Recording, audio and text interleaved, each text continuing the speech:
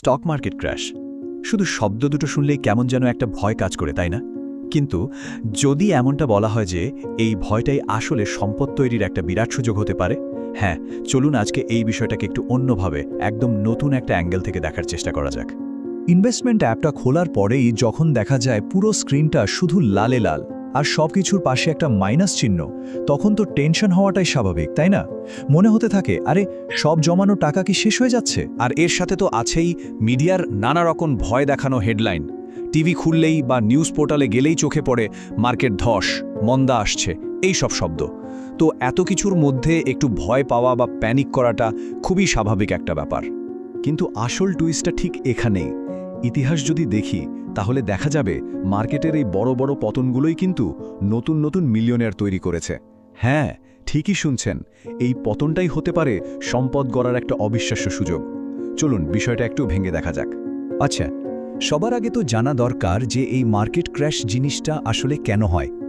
এর পেছনে মোটা দাগে 3টে প্রধান কারণ খুঁজে পাওয়া যায়।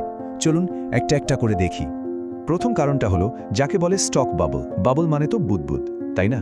ব্যাপারটা ঠিক সেরকমই। যখন কোনো কোম্পানির স্টক প্রাইস তার আসল ভ্যালু থেকে অনেক অনেক উপরে চলে যায়, শুধুমাত্র হাইপ আর গুজবের ওপর ভিত্তি করে, কোনো আসল কারণ ছাড়া, তখনই এই বাবলটা তৈরি হয়। তো এই বাবলটা ফাটে কিভাবে? দেখুন, এর সবচেয়ে ক্লাসিক উদাহরণ হলো 2000 সালের .com বাবল। তখন ইন্টারনেট একদম নতুন এসেছে।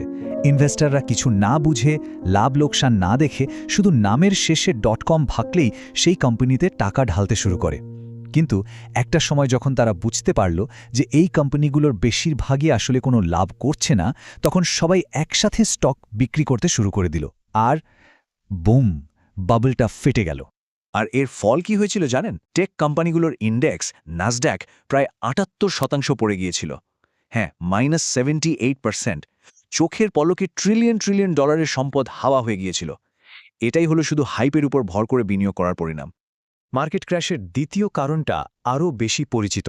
সেটা হলো দেশের সামগ্রিক অর্থনীতি। যখন দেশের অর্থনীতি খারাপ হতে থাকে, ব্যবসা বাণিজ্য ভালো চলে না, তখন তার প্রভাব তো সরাসরি স্টক মার্কেটের উপর এসে পড়বেই। ব্যাপারটা কিভাবে কাজ করে চলুন একটু সহজভাবে বুঝি। ধরুন ইনফ্লেশন বা মুদ্রাস্ফীতি খুব বেড়ে গেল, মানে জিনিসপত্রের দাম আকাশ ছোঁয়া। তখন সাধারণ মানুষ খরচ কমিয়ে দেয়। ফলে কি হয়? কোম্পানিগুলোর বিক্রি কমে যায়, লাভ কমে যায়। এই পরিস্থিতি সামাল দিতে সেন্ট্রাল ব্যাংক সুদের হার বাড়িয়ে দেয়। এতে কোম্পানিগুলোর জন্য লোন নেওয়া কঠিন হয়ে যায়। সব মিলিয়ে একটা চাপের পরিস্থিতি তৈরি হয়, আর ইনভেস্টার্সরা ভয় পেয়ে স্টক বিক্রি করতে শুরু করে। আর 3 নম্বর কারণটা বেশ ইন্টারেস্টিং। এটাকে বলা হয় ব্ল্যাক সোয়ান ইভেন্ট। খুব অদ্ভুত নাম, তাই না? এর মানে হলো এমন একটা অপ্রত্যাশিত ভয়াবহ ঘটনা যার জন্য আসলে কেউই প্রস্তুত ছিল না। যেমন ধরুন, হঠাৎ করে একটা যুদ্ধ বেঁধে গেল, বা কোনো বড় মহামারী ছড়িয়ে পড়ল। এর সবচেয়ে বড় আর টাটকা উদাহরণ তো আমরা সবাই দেখেছি, 2020 সালের কোভিড প্যান্ডেমিক। কেউ কি ভেবেছিল এমন কিছু হতে পারে? এই অপ্রত্যাশিত ঘটনায় যখন পুরো বিশ্ব প্রায় থমকে গিয়েছিল, তখন ইনভেস্টার্সরা ভয়ে স্টক বিক্রি করতে শুরু করে। আর তার ফলে মাত্র কয়েক সপ্তাহের মধ্যে সারা বিশ্বের স্টক মার্কেট 30%-এরও বেশি পড়ে যায়। তো এত কিছু জানার পর একটা প্রশ্ন মনে আসতেই পারে, মার্কেটের এই যে ওঠানামা, এই যে পতন, এগুলো কি অস্বাভাবিক কিছু, নাকি এটা মার্কেটেরই একটা স্বাভাবিক নিয়ম? চলুন এই ব্যাপারটা একটু খতিয়ে দেখা যাক। এই টেবিলটার দিকে একটু তাকালেই বিষয়টা পরিষ্কার হয়ে যাবে। দেখুন, মার্কেটের সব পতনকে কিন্তু ক্র্যাশ বলা যায় না। যেমন 5 থেকে 10% পতনকে বলে পুলব্যাক, আর এটা প্রায় প্রতি বছরই হয়। আবার 10 থেকে 20% পতন মানে কারেকশন, সেটাও খুব সাধারণ একটা ঘটনা। তার মানে এই ছোটখাটো পতনগুলো আসলে মার্কেটের একটা স্বাভাবিক চক্রের অংশ। ইতিহাস আমাদের আরও বড় ভরসা দেয়। এই টাইমলাইনটা দেখুন, 1987 সালের ব্ল্যাক মানডে হোক, 2008 সালের অর্থনৈতিক সংকট, বা একদম হালে 2020 সালের কোভিড ক্র্যাশ, প্রত্যেকটা বড় পতনের পরেই কিন্তু মার্কেট আবার ঘুরে দাঁড়িয়েছে।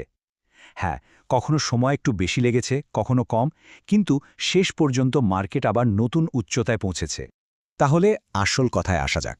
যেহেতু মার্কেটের পতন হবেই, এটা যখন একটা স্বাভাবিক ঘটনা, তখন প্রশ্ন হলো, এই সময় কি করা উচিত? কিভাবে শুধু টিকে থাকা নয়, বরং এই পরিস্থিতিকে নিজের লাভের জন্য ব্যবহার করা যায়? চলুন এবার স্মার্ট ইনভেস্টরদের কিছু কৌশল নিয়ে কথা বলা যাক। এই প্রসঙ্গে বিনিয়োগ জগতের কিংবদন্তি ওয়ারেন বাফেটের একটা বিখ্যাত কথা আছে। কথাটা হলো, অন্যরা যখন ভয়ে থাকে তখন লোভী হতে হয়, এর মানে হলো যখন সবাই ভয়ে স্টক বিক্রি করে পালাচ্ছে ঠিক তখনই হলো আসল সুযোগ খোঁজার সময়। মার্কেট ক্র্যাশের সময় সবচেয়ে বড় ভুল কোনটা জানেন? সেটা হলো প্যানিক করে, ভয় পেয়ে নিজের ভালো ভালো স্টকগুলো লসে বিক্রি করে দেওয়া।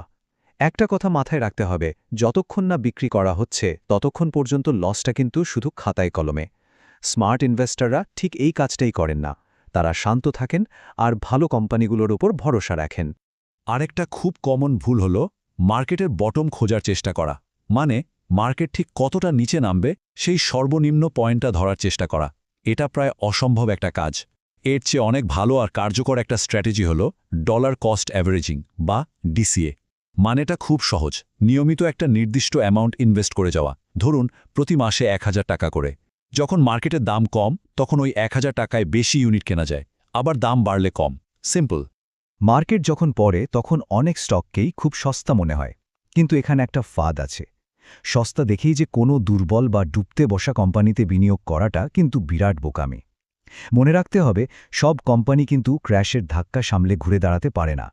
তাই ফোকাস করতে হবে সেই সব কোয়ালিটি কোম্পানিগুলোর ওপর যাদের ব্যবসা মজবুত, লোন কম আর ভবিষ্যতের সম্ভাবনা উজ্জ্বল। একটা রিয়েল লাইফ উদাহরণ দিলেই ব্যাপারটা পরিষ্কার হয়ে যাবে। অ্যামাজন ২০০৮ সালের অর্থনৈতিক সংকটের সময় অ্যামাজনের শেয়ার প্রাইস প্রায় $৯০ থেকে কমে $৪০ নিচে চলে এসেছিল। ভাবুন একবার, যারা সেই সুযোগটা নিয়েছিল, মানে ওই কম দামে একটা শক্তিশালী কোম্পানির শেয়ার কিনেছিল, তারা ২০২১ সাল নাগাদ প্রতিটা শেয়ারে $৩,০০০-এরও বেশি রিটার্ন পেয়েছে। আসল সুযোগটা কিন্তু এখানেই লুকিয়ে থাকে। ঝুঁকি কমানোর আরও একটা দারুণ উপায় হল ডাইভার্সিফিকেশন, মানে বাংলায় যাকে বলে বৈচিত্র্য। সহজ কথায় সব ডিম এক ঝুড়িতে না রাখা, মানে সব টাকা একটা স্টকে বা একটা সেক্টরে না রেখে টেক, হেলথকেয়ার, কনজিউমার গুডসের মতো বিভিন্ন খাতে ভাগ করে বিনিয়োগ করা। এতে একটা সেক্টর খারাপ পারফর্ম করলেও বাকিগুলো পোর্টফোলিওকে একটা সাপোর্ট দেয়। আর সবশেষে সবচেয়ে জরুরি পরামর্শ হল নিজে রিসার্চ করা। অন্যের কথা শুনে বা সবাই কিনছে দেখে কোনো কিছুতে ঝাঁপিয়ে পড়া উচিত নয়।